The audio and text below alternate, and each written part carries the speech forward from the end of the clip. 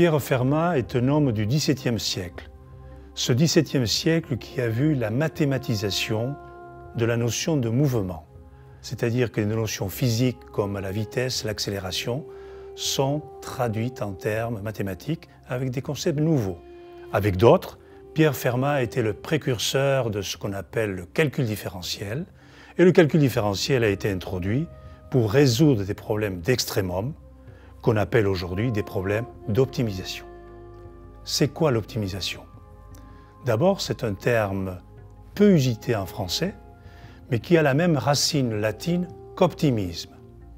Autrement dit, l'optimiseur veut, comme l'optimiste, faire mieux que ce qu'il fait, et parfois même faire le mieux possible. Prenons un exemple. Dans l'industrie, imaginons que l'on veuille fabriquer un produit.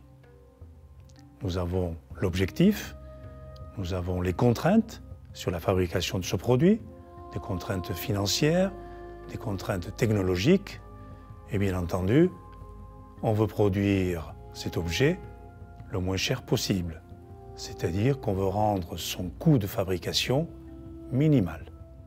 Autre exemple, dans le domaine aérospatial. Imaginons que l'on veuille transférer un satellite d'une orbite vers une autre. Ça, c'est l'objectif.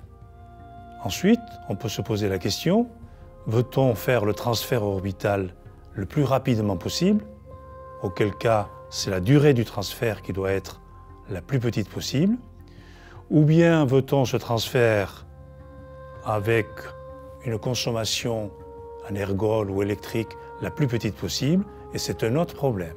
Mais dans les deux cas, le transfert orbital est un problème d'optimisation.